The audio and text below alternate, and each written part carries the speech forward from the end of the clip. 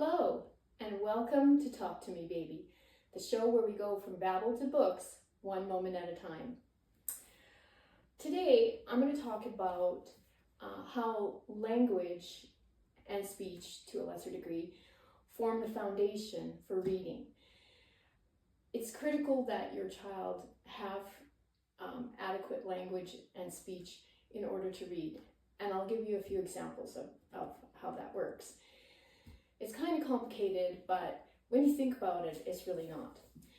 So for example, here we have a picture of a ball.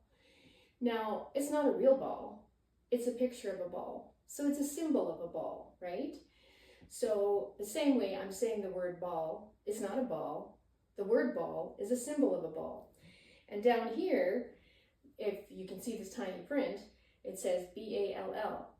That is also a symbol of a ball. And your child needs to understand that these are all symbols of real things. And your child needs to be able to, when you say the word ball, they need to be able to form a picture in their mind of a ball. Everybody's picture of everybody's ball is going to be different. Some will be that big red ball, some will be a beach ball, a basketball, a baseball, but it's a round thing that you play with. It's a ball. So it's important because once they start reading, and even during a discussion, talking, they need to be able to form a picture of what you're saying or what they're reading.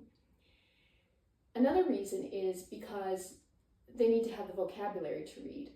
And people talk about that a lot. Well, they need to improve their vocabulary. Yes, they do to a certain degree. But more than that, they need to have adequate grammar.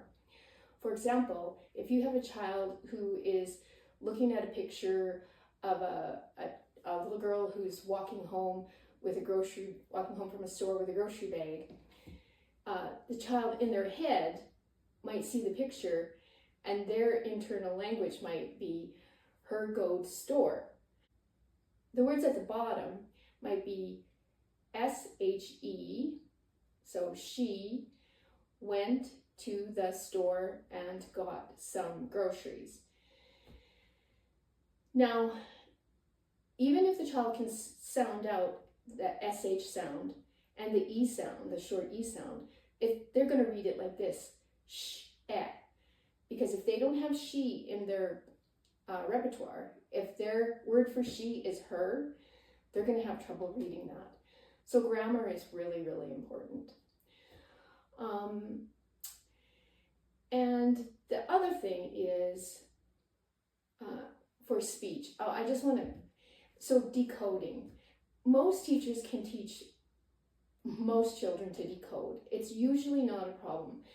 But if you have a child who has multiple speech sound errors, they may have issues. And I'm just going to give you one quick example. I was in a kindergarten class one time, and the kids were supposed to draw something that started with a W. So they were working on the W sound, W. Draw something that starts with W. W says W.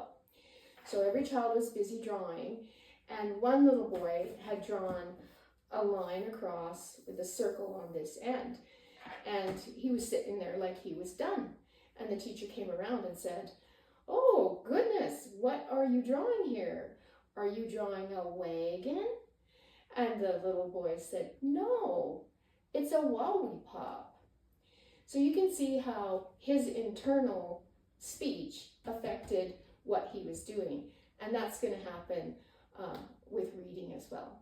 So those are just 3 quick examples of how language and speech are foundational to reading. I hope that gives you some information, and keep reading to your kids, keep talking to them. And thank you for listening. Bye-bye.